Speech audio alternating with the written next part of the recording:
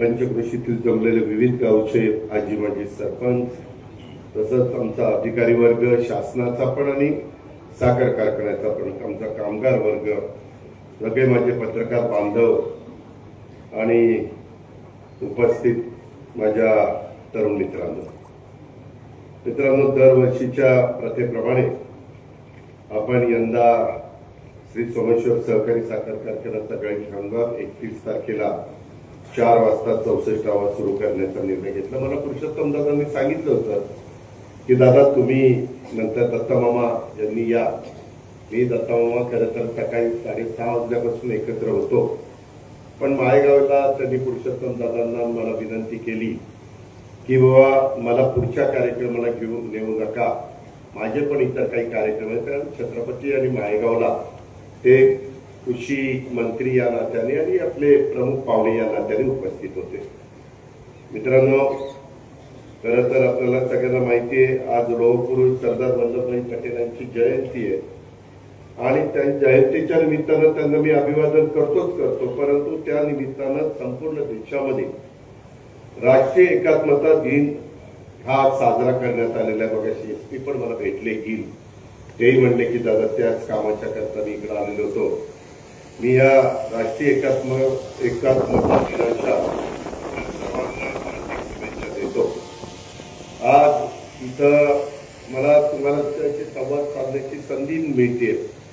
तुम्ही सगळे जर आम्हाला लोकप्रतिनिधी म्हणून निवडून देता, आमच्या विचाराचे जिथं आम्ही आव्हान करतो त्यावेळेस तुम्ही संचालक बोर्ड निवडून देता, इतर लोकप्रतिनिधी निवडून देता आणि म्हणून आज गळीत हंगामाच्या निमित्तानं जावं, तुमच्याशी संवाद साधावा, तुमचे प्रश्न समजून घ्यावे. आता बरीच निवेदन आलेली आहेत. अनेक निवेदनं तर दादा आमची फसवणूक टोळ्यांनी केली. टोळ्यांनी म्हणजे तोंडी वाहतूकवाले टोळ्या ज्या असतात त्यांनी, असे पण निवेदनं खूप आली. वेगवेगळ्या प्रकारची निवेदन आहेत, नोकरीची निवेदन आहेत, बदलीची निवेदन आहेत, विकास कामाला निधी द्या. मी आपल्याला स्पष्ट सांगतो की कुठल्याही पुढच्या या आठवड्यामध्ये आचारसंहिता लागण्याची शक्यता आहे. त्याच्यामुळे आता जिल्हा परिषद, तालुका पंचायत, नगरपालिका, महानगरपालिका ह्या सगळ्या नगरपंचायता ह्या सगळ्या निवडणुका होईपर्यंत आता कुठला निधी मिळणार नाही. आपला जो काही निधी होता तो डीपीसीचा निधी मी ऑलरेडी 70% जो आमदारांना दिला. बाकीचा आपण वेगवेगळ्या कामाच्या करता, मग त्याच्यामध्ये छत्रपती कारखान्याच्या परिसरात शेतकऱ्यांचे पैसे वाचवण्याच्या करता आम्ही डीपीडीसीचा निधी दिला, इकडं माळेगावला दिला. तसंच सोमेश्वरला पण या रस्त्याच्या संदर्भात तुमचं जे काम, तुम्हाला आता काय होतंय, ट्रिपलर तिथं बसवता येत नाही, तुमची ती गव्हाण कमी पडायला लागली. पूर्वी स्वर्गीय कैलासवासी मुकुटराप्पा काकडेंच्या काळामधली परिस्थिती वेगळी होती. कारखाना लहान होता, त्याच्यावर तो एरिया आपल्याला पुरायचा. आता एरिया आपल्याला कमी पडायला लागलेला, आपलं 9,000 टनाच्या पुढं क्रशिंग व्हायला लागलेलं आहे. आपलं त्याच्यामध्ये मोठ्या प्रमाणावर आपण मगाशी सांगितलं तसं चेअरमननी आपण कोजन ची कॅपॅसिटी वाढवलेली. आपण त्याच्यामध्ये पहिलं आपलं जे काही कोजन होतं ते 36 मेगावॉटचं 23 मेगावॉटचं होतं, आता ते 36 मेगावॉटचं त्याच्यामध्ये झालेलं आहे.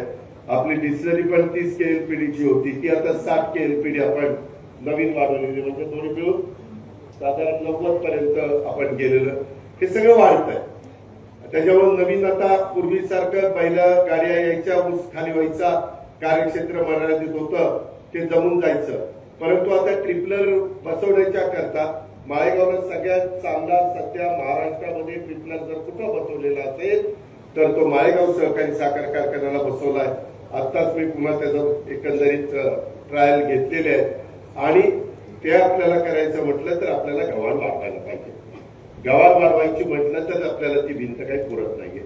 आपल्याला ती भिंत आता डिवायडरवर आणून टाकावी लागेल आणि डिवायडर पासून रस्ता इकडे 4 लेन करावा लागेल, म्हणजे 2 लेन रस्ता आणखीन आपल्याला वाढवावा लागेल.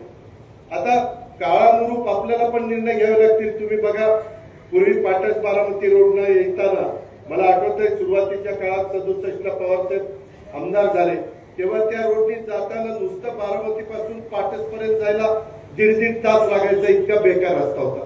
आता 20 मिनिटात माणूस येतोय, 20 मिनिटात. चला माझ्याबरोबर पाटसवरून आपण आपल्या एमआयडीसीच्या विमानतळावर 20 मिनिटात नाही आलं तर बोला.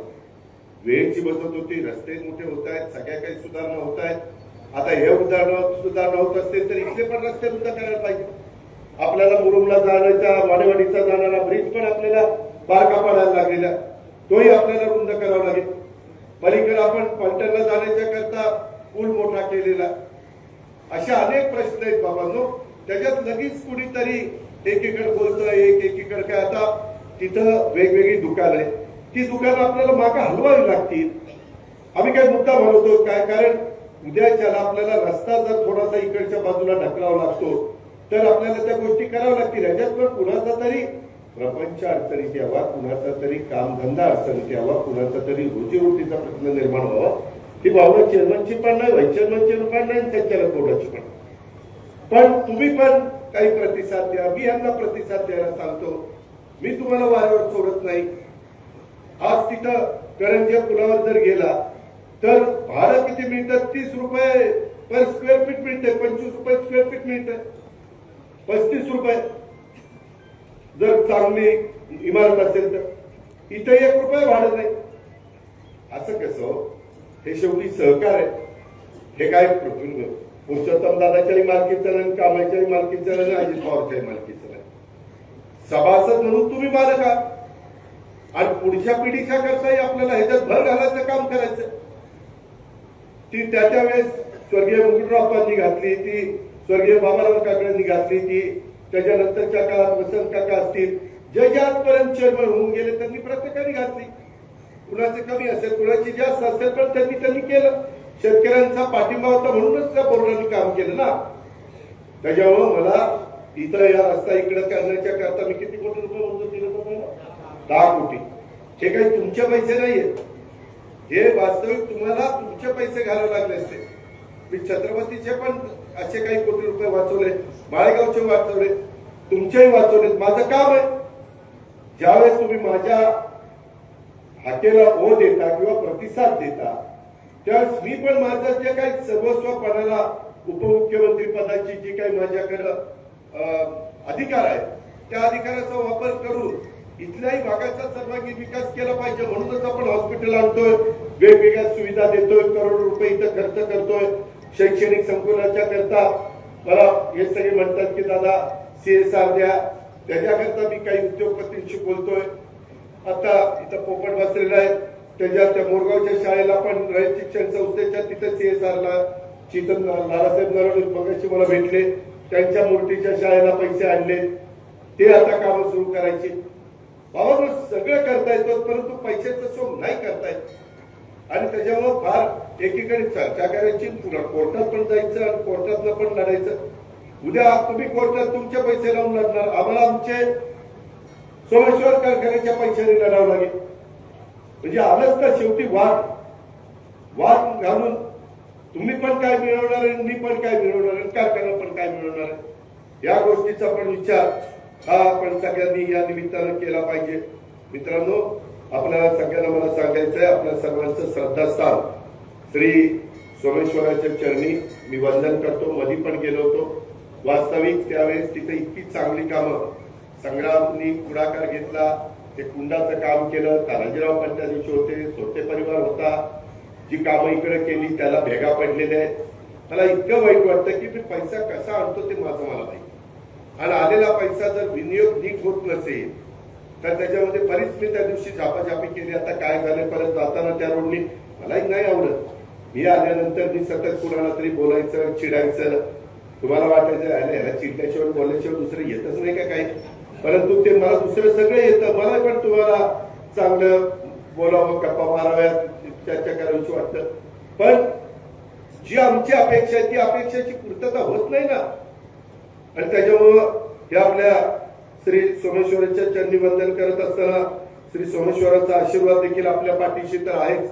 म्हणूनच हे सगळं वैभव आणि आर्थिक सुबत्ता आणण्याचं काम आपण कामगारांच्या, अधिकाऱ्यांच्या, तुमच्या सभासदांच्या आणि सर्व घटकांच्या बाबतीमध्ये करतोय. आपण आज वाटचाल आजपर्यंतची पूर्ण करू शकलो ती श्री सोमेश्वराच्या आशीर्वादानेच केलेली. आता भविष्यात पण आपल्याला श्री सोमेश्वराच्या आशीर्वादाने त्यांचा आशीर्वाद आपल्या पाठीशी कायमच आहे. कारखान्याचं संपूर्ण बारामती तालुक्याची प्रगती, माझ्या फलटण तालुक्याची प्रगती, माझा खंडाळा तालुका आहे, माझा पुरंदर तालुका आहे, त्या सगळ्याची प्रगती झाली पाहिजे हीच मनोमन भावना ही आपल्या सगळ्यांची आहे. आणि त्याच्यातनं तरी सोमेश्वराने आपल्याला बळ द्यावं अशाही प्रकारची प्रार्थना त्या निमित्तानं श्री सोमेश्वराच्या चरणी मी या निमित्तानं करतो. परंतु मित्रांनो, अनेक प्रश्न आहेत. आता काल मी सकाळी यवतमाळला गेलो, तिथं लोक भेटली की दादा असं आमचं नुकसान झालं. मे महिन्यात सुरू झालेला पाऊस थांबायलाच मागला. ऑक्टोबर 1 पर्यंत पाऊस 6 महिने कधी आपल्या भागामध्ये पाऊस पडलेला बघितलाय का? आपली सरासरी 14 इंचाची, आतापर्यंत 32 इंचाच्या पुढे पाऊस पडला. धरणं कित्येकदा भरतील एवढं पाणी जातात. नदी तर तुम्हाला जवळच आहे, किती पाणी वाहून चाललं.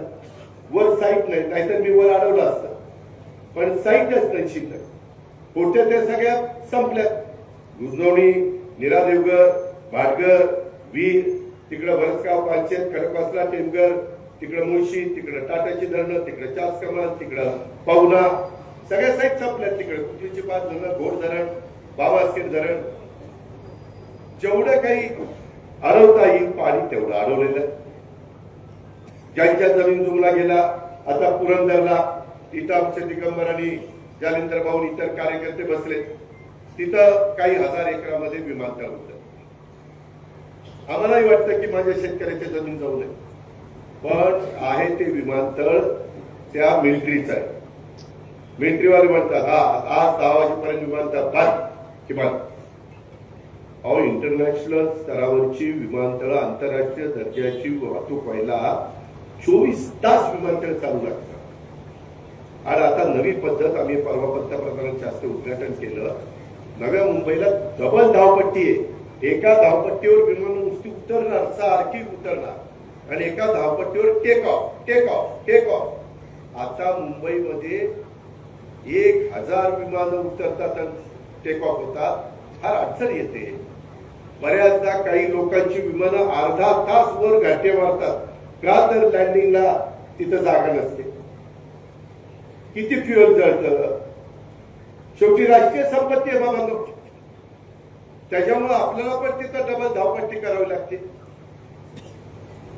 त्याच्यामध्ये काही जणांच्या जमीन जुमला जात आहेत, पण त्यांना चांगला मोबदला दुसरं एक पॅकेज काढलंय की त्याच्यामध्ये घेतलेल्या जमिनीमध्ये काही टक्के जमीन आम्ही त्यांना देणार की त्यांच्या पुढच्या पिढीचं पण नुकसान व्हायला नको. ही गोष्ट आपण लक्षात घ्या. आम्ही करताना आम्ही पण गेले 35 वर्ष याच्यामध्ये काम करतोय. त्याच्यामुळे बाबा लोक आपल्या पाठीशी आहेत म्हणून कसंही लोकांना त्या ठिकाणी आपल्याला पाहिजे तसं वापरून घ्यायचं असं नाही चालत. त्याकरता लोकांचाही विचार करावा लागतो आणि पुढच्या पिढीचा पण करावा लागतो. आज तुम्हाला आश्चर्य वाटेल, अरे बाबांनो, त्या पुण्यामध्ये तुम्ही एकेका फॅमिलीला विचारा, जवळपास त्या फॅमिलीतला एक तरी मुलगा किंवा सून किंवा मुलगी किंवा जावई परदेशात. तुम्ही बघा, आपल्या बारामतीतले पण कितीतरी जण आहेत. आपण जी शैक्षणिक संकुल काढली, पवार साहेबांनी त्यामध्ये आपल्याला मार्गदर्शन केलं. नंतर आपण सगळ्यांनी त्याच्यामध्ये धाडस दाखवलं. माझं सोमेश्वरचं, माझं माळेगावचं, छत्रपतीचं, त्या सगळ्याच्या बाबतीमध्ये विद्या प्रतिष्ठान, कृषी विकास प्रतिष्ठान, कृषी विज्ञान केंद्र, TC कॉलेज, हे सगळं आज मी सहज बसलो होतो. तुमचा विश्वास बसणार नाही. अहो, बारामतीमध्ये 1 लाख विद्यार्थिनी रोज शिक्षण घेतात. 1 लाख. आणि पवारसाहेब 67ला उभे होते. गोवा तुम्ही इथं आहात, त्या काळात पण तुम्ही होता. तेव्हा 17,000 बारामतीचं मतदान होतं शहराचं. 17,000. कुठं 17,000 आणि 1 लाख मुलं शिकतायत. म्हणजे त्यांचे आई वडील आणि त्यांचे परिवार कुठल्या कुठे गेलं बघा. त्याच्याकरता मला पण रिंग रोड करावे लागतात, रस्ते करावे लागतात, सुधारणा कराव्या लागतात, डिवायडर करावे लागतात. जे फार रस्त्याला चिटकून आले त्यांना दाबावं लागते, बाजूला, कारण ती इतके चिटकले. आता मला थांबवलं तिथं, दादा ही ट्रेन चाललेली आहे, आता आम्ही कसं जायचं, आता मधलं ट्रेन जाणार आणि माझी जमीन काही इकडे राहिली आणि काही तिकडे राहिली, आता काय करायचं? आता काय मी करू? काय खाली बोगदे काढू सगळीकडे, काही किलोमीटरवर काढणार ना. पण ज्यावेळेस विकास होतो त्यावेळेस काही बाबतीमध्ये आपल्याला कॉम्प्रोमाइज करावं लागतं. तुम्ही बघा, काही दिवसामध्ये मी आता आम्ही ठरवलं मुख्यमंत्री आणि दोन्ही उपमुख्यमंत्र्यांनी मंत्रिमंडळाने की मेट्रो आम्ही टप्प्याटप्प्याने तिथं विमानतळापर्यंत आणणार आहे. विमानतळावर उतरलेला माणूस जेवढ्या झटक्यात पुण्याला जाईल तेवढं बरं. तर ते सगळं त्याच्यामुळे ते पुरंदर हे जालिंदर भाऊ दिव्यांबर आपला दुर्गाडे हे राहणारच नाही. तिथे सगळं नागरीकरण होणार आहे. दिवेघाट केवढा दिवेघाट चाललाय पालखी मार्गाच्या निमित्तानं. पालखी 365 दिवसात एक दिवस जाते निमित्त पालखी मार्गाचं. पण काय होता 364 तुम्हाला बराच रस्ता मिळणार ना. आम्ही तिथं असा विषय आणतो की चला पांडुरंगाची दर्शनाच्या करता तुकोबा महाराजाची पालखी जाती, माऊलीची पालखी जाती, रस्ते रुंद केले पाहिजे. परंतु कामच असं बोलायचं की कुणी तिथं विरोधच करू शकत नाही. आणि त्याच्यात हे 6 पदरी 8 पदरी रस्ते करून टाकायचे. कारण ती काळाची गरज आहे.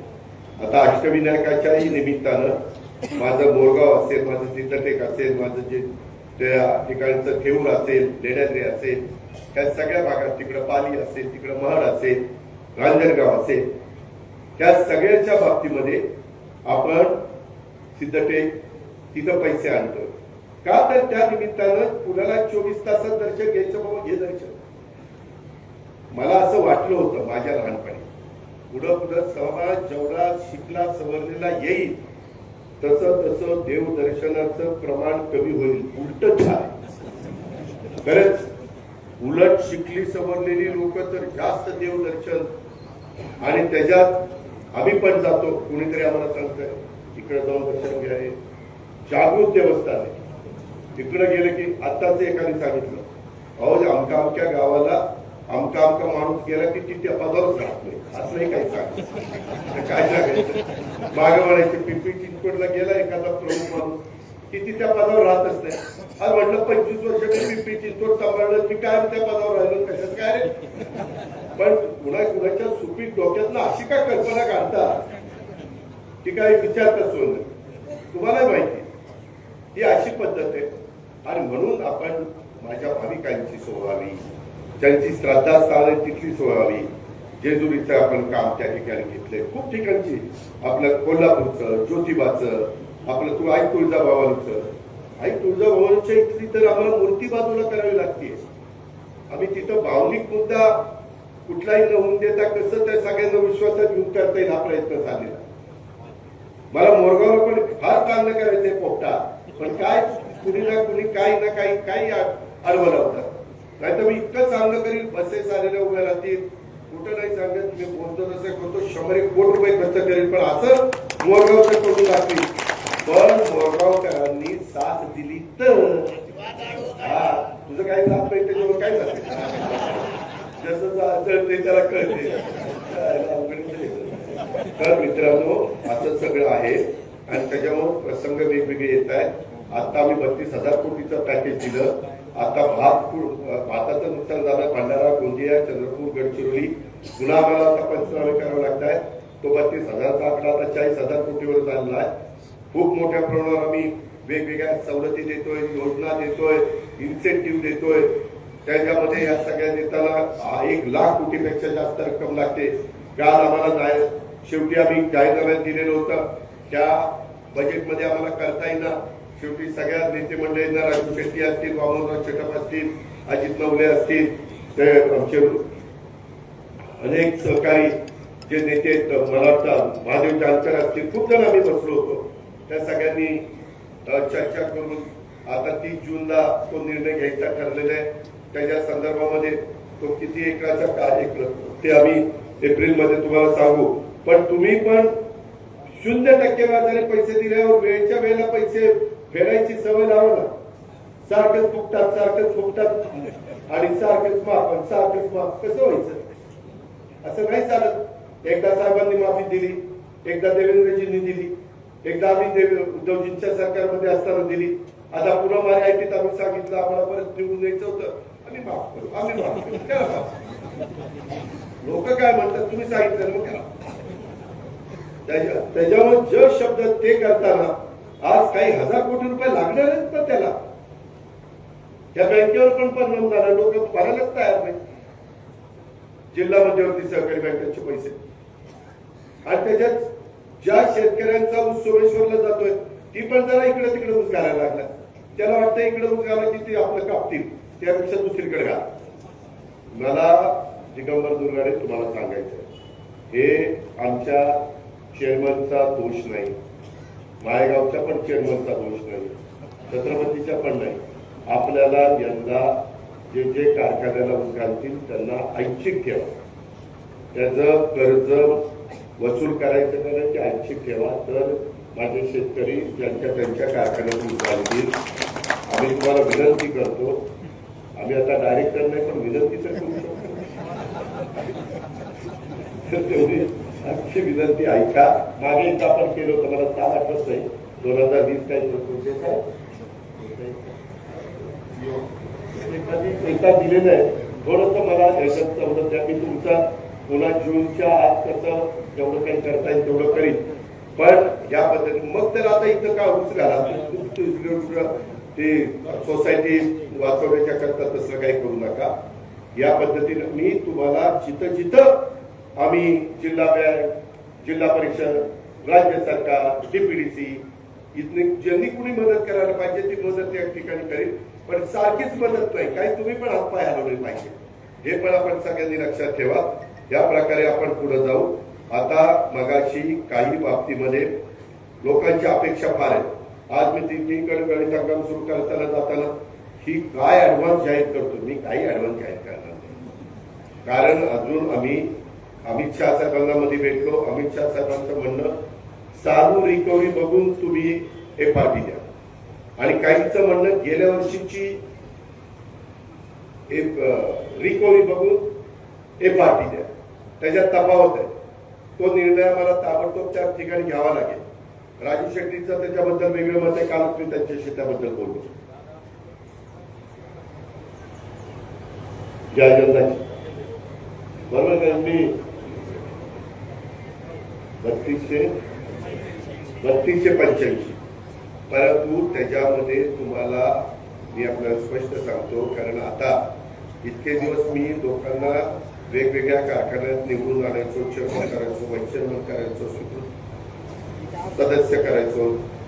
पण आता मी चेअरमन आहे एका कारखान्यात. त्याच्यामुळे मला आणखी खोलात जाऊन ह्या सगळ्या गोष्टी समजून घेता येतात. माझं तुम्हाला सगळ्यांना सांगायचंय की कुठल्याही परिस्थितीत आपल्याला, आता मला एखादी पत्र दिलंय, महेश जे देशमुख दादा तुम्ही 4001 रुपया प्रति टन भाव द्या आणि पहिली उचल 3500 रुपये द्या. त्याला काय जाते सांगायचं? मी तर म्हणून 4000 का 5000 रुपये द्या, ही नाही तर कमीच सांगितलं. आणि पहिली उचल 3500 कशाला? 4000 रुपये. अरे द्या, पण हाय का द्यायला? उद्या द्या म्हणजे बँक देणार आहे का आपल्याला? उद्या पुन्हा सांगायला आमचे महेश अण्णा जे देशमुख, मी अजित पवारला पत्र दिलं इतके 1000 रुपये द्या. अरे पत्र मी आता देईल तुला 10,000 रुपये देशील का? असं नसतं, काही व्यवहार असतो. आणि त्यामध्ये मी आता चेअरमन, आपले चीफ अकाउंटंट, माझे एमडी या सगळ्यांशी बोलत होतो.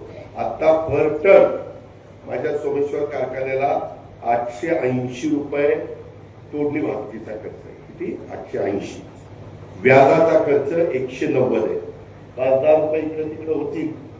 तुम्ही आता आपण चर्चा केलेली, जेव्हा अगदी 2-5 रुपये शरदराव इकडे तिकडे होतील, लगेच काय धारेवर धरू नका. पगाराला 190 रुपये जातात. आता हा पगार 10% वाढीच्या आधीचा. आता वाढ झाल्यावर किती जाणार? 2.5 कोटी वाढणार, म्हणजे ते 190 वर काहीतरी 250 पर्यंत जाईल. 250. त्याच्यावर ते झालं. मेंटेनन्स रिपेअरला 100 रुपये जातात टनाला. आणि केमिकल, पीपी बॅग वगैरे ते काही साखरेचे 2 पोती आम्ही 50-50 किलोची भरतो, त्याला साधारण 80 रुपये जातात. म्हणजे या सगळा आकडा काढला तर साधारण 1500 रुपये टनाला त्याला जातात. आणि मग कोजन मधनं मागे आपल्याला 100 रुपये मिळत होते. यंदा कदाचित माझा अंदाज आहे पुढं मागं होईल काही, पण 200 रुपयापर्यंत जाईल, कारण आपली कॅपॅसिटी वाढली. आणि डिस्लरीला आपल्याला 75 मिळायचे, आपल्याला त्याचा हप्ता आहे, त्याच्यावर तो हप्ता जाऊन काही पैसे वाढणार आहेत, आपण साधारण 100 रुपये देऊ, म्हणजे 200 रुपये ते 100 रुपये ते 300 रुपये. आणि साखरेचा दर चाललाय, मध्ये गेला होता 89च्या पुढे, पण पुन्हा 38 आता गुटमळतोय. आता कारखाने पुन्हा सुरू होणार, दिवाळी झाली, दसरा झाला, गणेशोत्सव झाला, सगळे काही सण, नवरात्र झाली, आता पुढे फार काही सण नाहीये, क्रिसमस आणि बाकीचे आहेत, नंतर संक्रांत वगैरे येईल. पण साधारण जे महत्वाचे सण झालेले, हे सगळं होत असताना या सगळ्याचा विचार करून आपल्याला ऍडव्हान्स हा द्यावा लागणार आहे.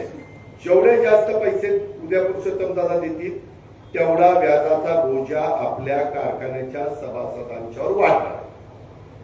त्याकरता मी आपल्याला सगळ्यांना सांगतो की जसे जसे पैसे उपलब्ध होत आहेत, तसं तसं आपण तर एफआरपीच्या पुढेच भाव देतो. बाकीचे कारखाने महाराष्ट्रातले एफआरपी देऊ शकत नाही, आम्हाला त्यांना नोटिसा काढाव्या लागतात. आज आपला जी एफआरपी आहे 3,285, म्हणजे एवढे तर आपण पैसे देणारच, त्यापेक्षा जास्तच आपण देणार. बरं, आपलं कार्यक्षेत्र खंडाळा आहे, पुरंदर आहे, बारामती आहे, कारखाने पाडेगावचं एक गाव आहे फलटण तालुक्यातलं, आणि हे सगळं करत असताना त्याच्यामध्ये उसाचं क्षेत्र ज्या पटीत कारखान्याची कॅपॅसिटी वाढते त्या पटीत वाढत नाही. बोत्रे परवा भेटले, त्यांनी 17 कारखाने घेतले, 17 कारखाने, आणि त्यांनी मला सांगितलं त्याचं कसं गणित आहे, काय गणित आहे. ते आता आयपीओ काढताय, तो निराली म्हणून आहे, तो आता आयपीओ काढताय. आयपीओ काढल्यानंतर मार्केटमध्ये मित्रांनो एवढा पैसा आहे, त्यांना काही 1000 कोटी रुपये बिनव्याजी जमा होतात, बिनव्याजी, आणि मग त्याच्यातनं ते डिव्हिडंड देतात, शेअरची रक्कम वाढते. तसं आपल्याला नाहीये. सहकाराला साधारण 200 कारखाने, निम्मे सहकारातले, निम्मे खासगी आहेत. याही गोष्टीचा आपण सगळ्यांनी विचार करा. आणि या पद्धतीनं आपण पुढे जात असताना आम्ही फार विचार करून मी ठरवलेलं आहे, माझ्या माळेगाव, सोमेश्वर, छत्रपती याचं जेवढं बाहेरनं काम करून घेता येईल, शेतकऱ्याच्या टनावर पैसे न टाकता, उसाच्या भावावर परिणाम न होऊन देता, म्हणून मग सांगितलं 10 कोटी रुपये ते दिले. आता एआय ज्याचा उल्लेख चेअरमननी केला, संपूर्ण जगात साखरेचं या वर्षीचं उत्पादन अंदाजे 190 दशलक्ष मेट्रिक टन होणार आहे. आपल्यालाही कदाचित टनेज जरा वाढेल असं वाटतंय, कारण पाऊस वरचेवर पाहिजे तसा पडलेला आहे. आणि त्याच्यामध्ये आपण आता जे काही मंदार कुलकर्णी हे आणि काही कंपनीचे लोक मला भेटले. आज आपण आपल्या ऊस कारखान्यात नवी दिशा दाखवणाऱ्या भारतात सर्वप्रथम कृत्रिम बुद्धिमत्ता म्हणजेच एआय तंत्रज्ञानाचा वापर, त्याद्वारे कारखान्यामधील कार्यक्षमतेमध्ये होणारी वाढ आणि प्रोजेक्ट हाती घेतोय. यामध्ये ऍग्रीकल्चर डेव्हलपमेंट ट्रस्ट बारामती म्हणजे केव्हीके, नंतर फायनॅबिलिटी सायन्सेस मुंबई आणि सोमेश्वर कारखाना, या कारखान्यामध्ये आर्टिफिशियल इंटेलिजन्सचा वापर करून आपल्या कारखान्याची संपूर्ण प्रोसेस युनिट आणि त्यामध्ये सर्व घटक, मग कसले कसले घटक, मग मिलिंग प्रोसेस आली, क्वालिफिकेशन प्रोसेस आली, मोलेसेस आलं, कोजन आलं, डिस्लरी आली, इत्यादीतून उच्च दर्जाची साखरेचं आपण व्यवस्थापन करतोय. मी त्यांना सांगितलं, मी माळेगाव सोमेश्वरला मला करून द्या, मी एक रुपया देणार नाही, पहिल्यांदा रिझल्ट घेईन. ती लोक आली होती, अग्रीमेंट झालं का? अग्रीमेंट तयार देता येईल का? हा, आज आपण देऊ. त्याच्या पद्धतीनं केव्हीकेचे पण लोक आपल्याला मदत करतात. मित्रांनो, आज मी मगाशी छत्रपती 120 टन ऊस ठिबकनी काढलेला शेतकरी आहे माझा गुणवडीचा, दादासाहेब काटे, त्यांचा मुलगा काटे बनवले. हा, अजित काटे म्हणजे दादासाहेब. आज 120 टन त्याला इथं बसलेले कितीतरी 30 टन एकरी काढलं. काढता का सांगा बरं? काही जण काही जण काढतात चांगलं, ज्याचा धंदा पाण्याकडे लक्ष आहे ते काढतात, आणि जे उभे सगळ्या दुनियेचे राजकारण करतात त्याचं तर काय खरं नाही. त्याच्या रानातला गाजर गवत निघाला. आता तर नवीनच आले, ती बेल येत आहेत, ती ऊस वाढायच्या ऐवजी बेलच वाढतोय. मित्रांनो, धंदा करा. मी मगाशी दीपक जगताप होतो, दीपक जगताप त्याने खूप चांगल्या पद्धतीने निंबूचा आहे, त्यांनी ते मला अंजीर दाखवलं, स्ट्रॉबेरी अर्धा एकर केली. अहो त्या महाबळेश्वरला नाचवेल अशी स्ट्रॉबेरी त्यांनी केली. मला एक बॉक्स दिलाय, खाल्लं, ते पण चांगलं लागलं, परंतु तोंडला अजून गोडी उतरणार आहे. आपल्या शेतकऱ्याच्या अंगात धमक आहे, ताकद आहे, जिद्द आहे, चिकाटी आहे. फक्त त्याला प्रोत्साहन दिलं पाहिजे. म्हणून आम्ही एआयच्या करता 10,000 शेतकऱ्यांना देणार होतो. VSIच्या पुढाकाराने ते आता 5,000 शेतकऱ्यांना देतो. त्या मानाने सोमेश्वर कारखान्याच्या परिसरातनं शेतकरी पुढे आले नाही. तुलनात्मक फार कमी शेतकरी आले. ऍग्रिकल्चर ऑफिसर किती आले? 35 शेतकऱ्यांचं एकूण किती एकर आहे? 70 एकर. मी एकट्यानेच 62 एकर केले. तुम्ही जेव्हा माझ्या हेच बघता, काटेवाडीला मी 62 एकर केलं. एवढा सुंदर ऊस आहे की सांगतो.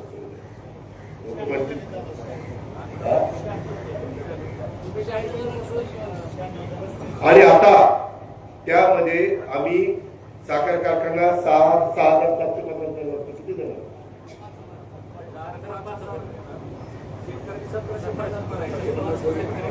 बाकीच्या कारखान्यांनी 6,750 केलं. यांनी शेतकऱ्याकडनं पुन्हा 1700 काढले. लयच काटकसर चालली, पण ठीक आहे.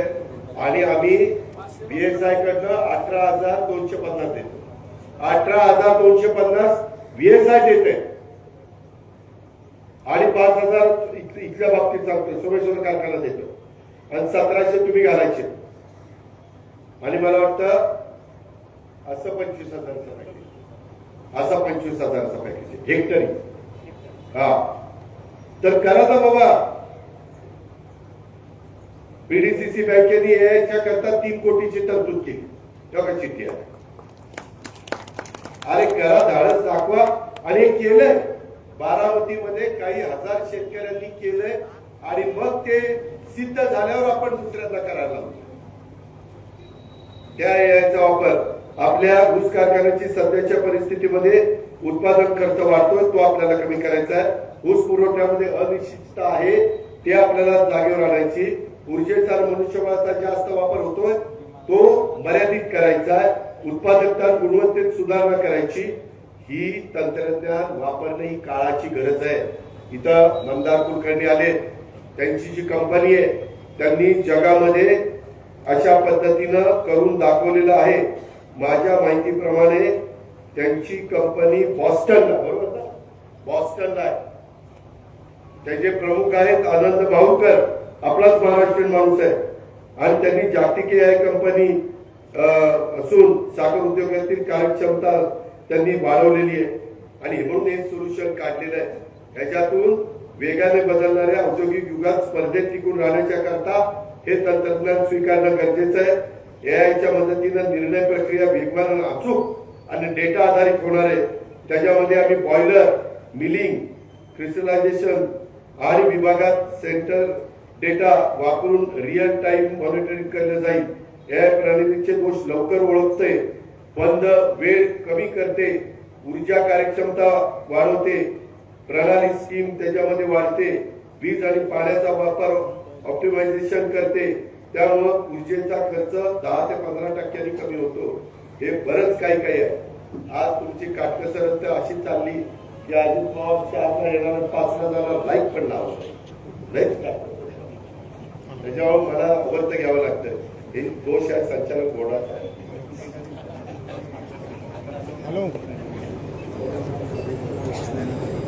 जेव्हा का आपण जर प्रयत्न केला तर काही कोटीचा फायदा होऊ शकतो. त्याच्यावर तुमच्या भावावर पण परिणाम होऊ शकतो. हे आम्ही करणार आहे.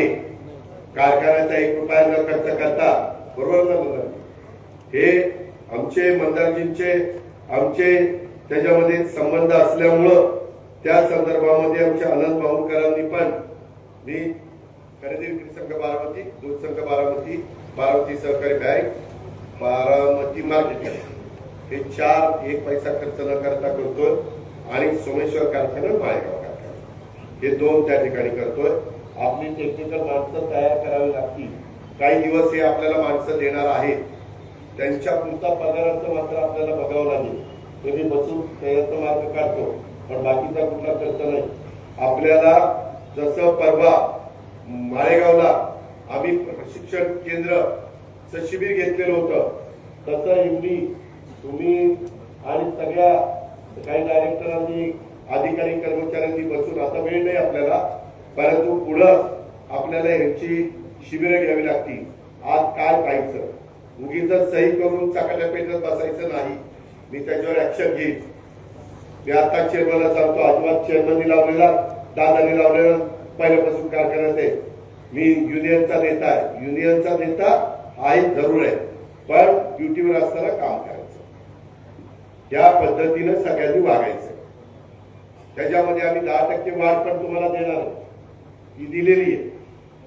म्हणजे आम्ही कुठं हायगाई केलेली नाही आणि करणार पण नाही. कारण आपला सगळा परिवार, आपले अनेक कामगार आणि अधिकारी हे आपल्या कारखान्याचे सभासद पण. मध्ये काही गमती थोड्याशा केल्या. जर कुणी गंमत केली तर कुणी कुठल्या जातीचा, पातीचा, धर्माचा, पंथाचा पावडा रावळा न बघता त्याच्यावर ऍक्शन घेतली जाईल. कारखान्यात त्यांनी आतमध्ये जी ड्युटी असेल ती इमानीद्वारेच केली पाहिजे आणि खाते प्रमुख रिझल्ट दिले पाहिजे. आमचे मंदार कुलकर्णी आणि हे सगळे सहकारी सांगतील. जाधव का तुषार जाधव आणि मंदार कुलकर्णी हे सगळे सांगतील या पद्धतीनं काम करायचं. त्यामध्ये चेअरमन, व्हाईस चेअरमन, एमडी तुम्ही हस्तक्षेप करायचा नाही. सांगतायत तसं काम होतंय का नाही एवढं फक्त पाहिजे. त्याच्यात फायदा आहे आपल्याला. ज्यावेळी शेतकरी मोठ्या प्रमाणात, यंदा आपण 3400 दिले, परंतु ज्यांचे खोडवे आहेत वगैरे त्यांना तर फार 3550 पर्यंत रक्कम गेलेली आहे. आपल्याला आम्ही कॅनलचं काम करतोय, त्याच्यात पण तुम्ही काही लाईनिंग करू नका, तिकडे हे करू नका, इथं हे करू नका, अरे पाणी पण पाहिजे, हेही करू नका, तेही करू नका, कसं काही करू नका. तुमची विहिरी आटणार नाही एवढं बघू ना, मग काय हरकत आहे. पण त्याच्या संदर्भामध्ये आज देखील नाहीतरी किती जणांच्या विहिरीला पाणी आहे. अजित पवारच्या विहिरीला पाणी, कॅनल सुटला तर पाणी, कॅनल आटला की आपण आटतोय आणि आपणच आहोत. मी आहे, दत्ताभाऊ भरणे आहे, तुम्ही त्याबद्दल इकडे विजय शिवतरे, आम्ही सगळे महायुतीचे घटक आहोत. तुम्ही ती काळजी करू नका बाबांनो. पण पाणी दिले आपल्याकडनं काही चूक त्या बाबतीमध्ये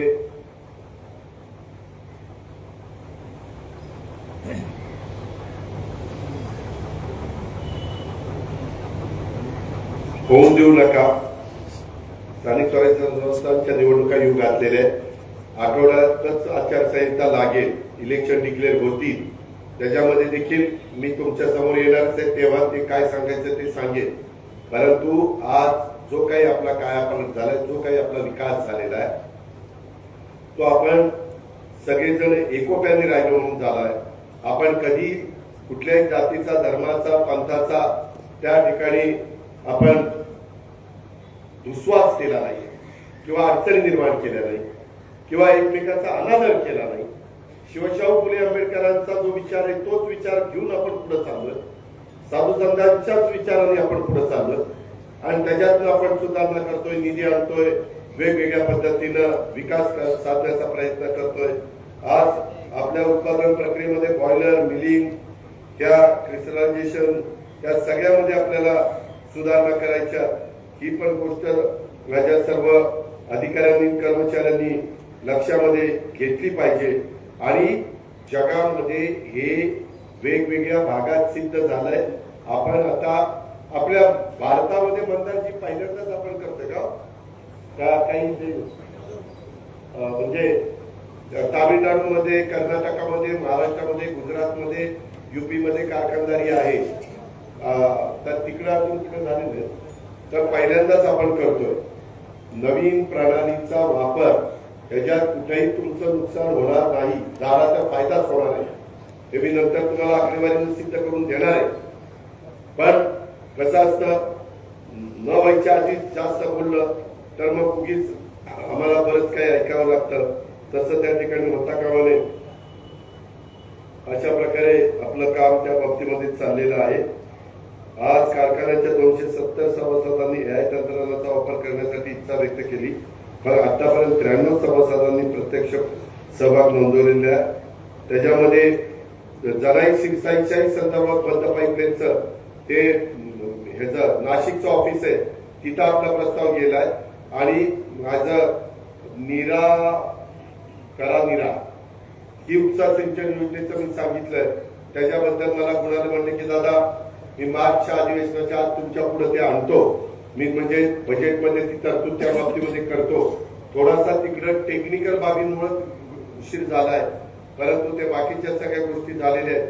काही जण काय करतात, निवडणुका जवळ आल्या बघा, आता निवडणुका आल्या की जनाई सिरसाईचं बोलायला लागले, हे करा आणि नीरेचं बोलायला लागले असं काहीतरी सांगतील. तुम्ही गेले 35 वर्ष माझ्यावर विश्वास टाकलेला आहे. मी त्याच विश्वासाने तुमच्या बरोबर राहतोय, पुढेही त्याच विश्वासाने राहील, कुठेही तुम्हाला त्याला जाऊन देणार नाही. पण त्यामध्ये गैरसमज तुम्ही करण्याचा प्रयत्न केला तर त्या बाबतीमध्ये आपण अजिबात त्यावर विश्वास ठेवू नका. मी माझ्या ऑफिसला पण सांगितलंय की तिथं वाटल्यास माणूस तिथं बसवा नाशिकला, आणि ते लवकर त्या DPR आणि बाकीच्या सगळ्या गोष्टी करायच्या त्या लवकर आणा, जेणेकरून आपल्याला काम त्या बाबतीतलं सुरू करता येईल. कारण तिथं खूप मोठ्या प्रमाणावर माझ्या जनाई सिरसाईच्या निमित्तानं पण उत्तरचं क्षेत्र वाढेल. कारण हेच पाणी जे वाया जात होतं ते पाण्याची बचत होणार आहे. डायरेक्ट बंद पाईपलाईन मधूनच ते पाणी त्या बाबतीमध्ये येणार आहे. ही पण बाब माझ्या शेतकरी बांधवांनी त्या निमित्तानं लक्षामध्ये ठेवली पाहिजे. अशा प्रकारची माझी आपल्याला सगळ्यांना विनंती आहे. ते मंदारजी तुषार जाधव इकडे या, चेअरमन ते घ्या. मी ते जे काही अग्रीमेंट झालेलं आहे ते एकमेकाला ते देतील आणि त्या पद्धतीनं मंदार कुठल्याही कामात त्या प्रकारे आपण करूया. आणि जे तुमचं सगळ्यांचं स्वप्न आहे, मी श्री सोमेश्वरचरणी प्रार्थना करतो यंदाचा गणित हंगाम तर चांगला आमचा व्हावा असे आम्हाला आशीर्वाद द्या. त्याचबरोबर आपला यंदाचा भाव देखील उच्चांकित जो तुमच्या मनामध्ये तो देण्याच्या करता आपण सगळेजण यशस्वी होऊ, हा बद्दलचा पण विश्वास मी तुम्हाला सगळ्यांना दाखवतो. ते करतो मी बरोबर. त्यामध्ये तुम्ही काळजी करू नका, तुम्ही फक्त सगळ्यांनी नीट व्हा एवढंच सांगतो. धन्यवाद. ABP माझा, उघडा डोळे बघा नीट.